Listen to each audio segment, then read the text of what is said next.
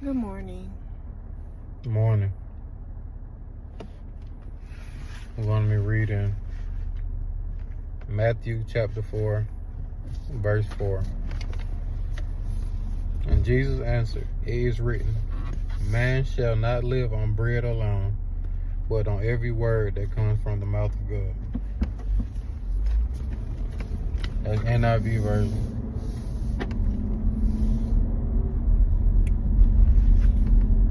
The Message version, Jesus answered by quoting Deuteronomy, "It takes more than bread to stay alive. It takes a steady stream of words from God's mouth." I'm going to read that whole chapter 4 right here. Then Jesus was led by Spirit into the wilderness to be tempted by the devil. After fasting 40 days and 40 nights, he was hungry. The tempter came to him and said, "If you are a son of God, tell these stones to become bread." Jesus answered, "It is written, man shall not live on bread alone, but on every word that comes from the mouth of God." Then the devil took him to the holy city and had him stand on the highest point of the temple. "If you are the Son of God," he said, "throw yourself down, for it is written,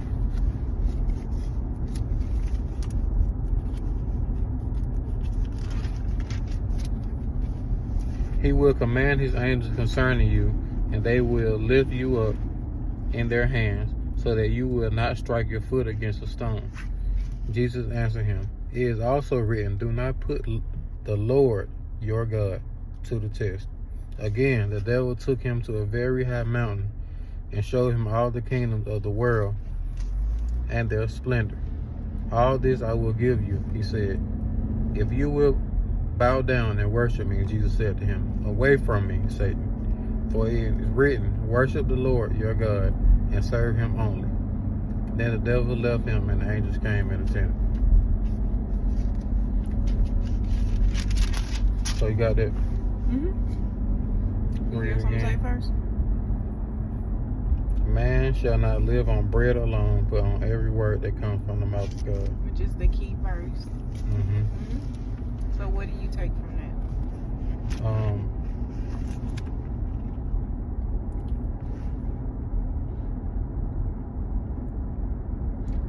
Let me ask you this to help you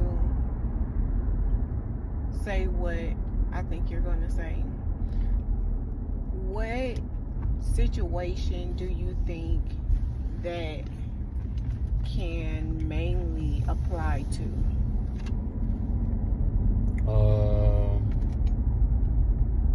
When it says man Shall not live on bread alone. I'm gonna say, it's very practical. I'm trying to say, how can I put it? Don't think too deep about it. What situation would you apply that to? I'm gonna say money.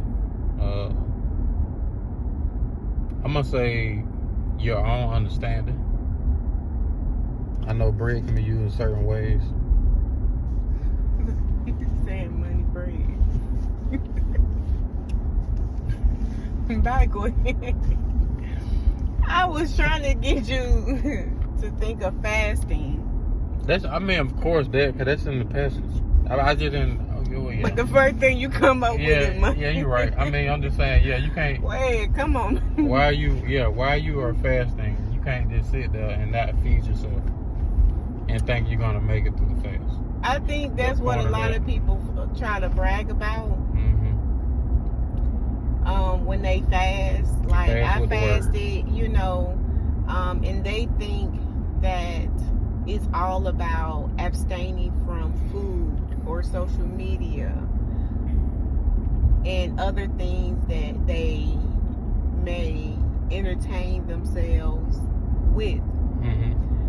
But when you fast, not only are you sacrificing and pulling yourself away from the things that has been entertaining you in place of God, but you are feeding yourself the word of God.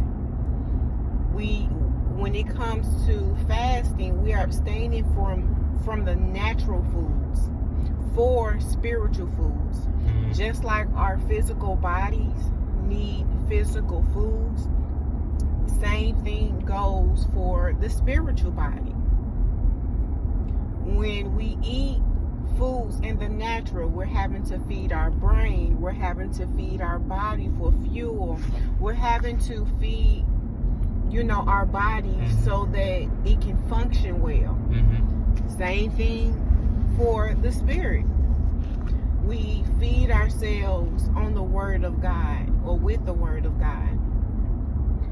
We need it for our mind to be aligned with the mind of Christ.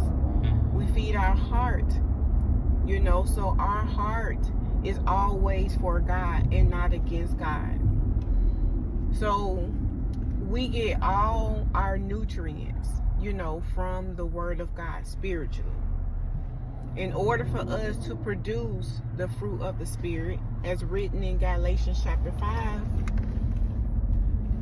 we need the Word of God.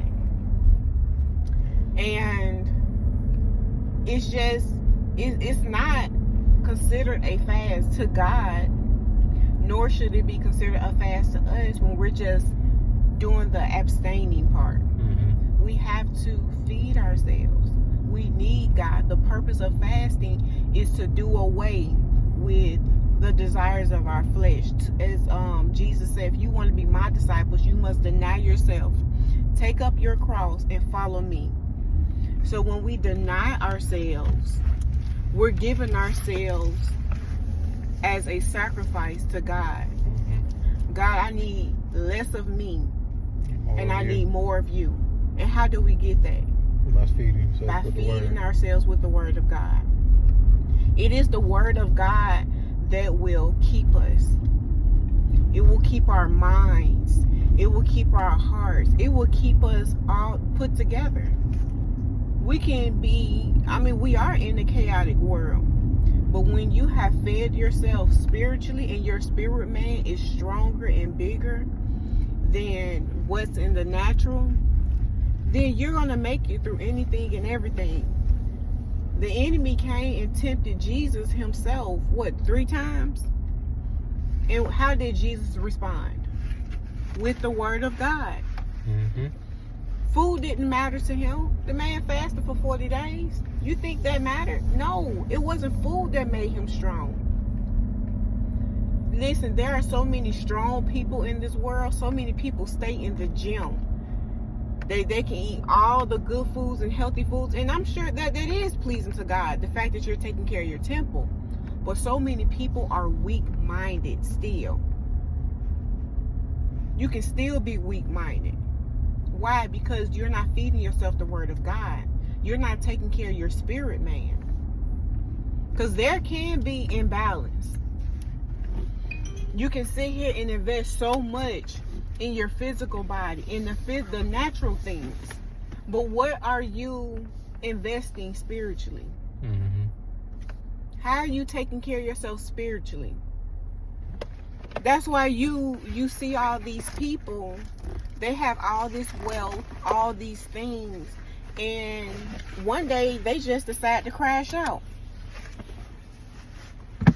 by taking their life, or just checking themselves in, or a family member checking them in, because they invested so much naturally but failed to invest in their spirit. And that's the very thing that will uphold them while we live in this world. That's the very thing that's going to keep them together, keep their mind on Christ. We need the Word of God. People are going into depression. They are suicidal. They are full of anger, full of pain. All these different emotions. And they're missing the Word of God. Go to therapy, but make sure you are going to somebody that's pouring the Word in you, because that's what's going to keep you. That's what's going to keep you. And I know so many people oppose therapy, counseling, and things like that. But I believe that God, and this is a different conversation, but I'm just still going to say this. But so many people oppose that, but God used counselors. He used doctors. He used people to help others. Not just in the natural, but spiritually. That's why I believe that everybody should go to somebody that is aligned with God, that is in the Word, that know God, not know of Him, because anybody can just say God this and God that. You can just say what you have heard from others, but do you know Christ? You want wise counsel from people who know Christ, who know the Word, who stay in the Word, who feed themselves with the Word of God. So altogether, I just believe that we ought to, and this goes for us. You know, I know for me especially, I have to do a whole lot better when it comes to fasting. But I think the longest fast I've went on is a 6-day water fast, and it is a fight. But I think after that 3rd day, it's just like, okay, I really don't need food, and like the hunger pains, it go away. But what I had to continually get into the Word, even if I had the Word playing on my phone, reading to me when I was feeling weak. You can listen to certain worship songs, and they will have the Word in it. That'll feed you. But get something that will have the Word of God. If you don't have the actual Word, have somebody to pour into you the Word of God, because that's what keeps you. It keeps your heart, it keeps your mind, it keeps your body. And this is in the Word. This is a promise of God in Proverbs. Got anything else? No, I mean, I was just gonna say, make sure you read it for yourself. Always read the Word for yourself. Read it for yourself and get what you can get out of it. It may speak to you another way. That's Matthew chapter 4, verse 4. No, yeah, verse 4. But you can read that whole chapter and get some context. Okay. Well,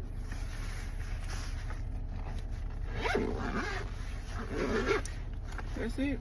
All right. Well, you play too much. All right, y'all. Have a good day.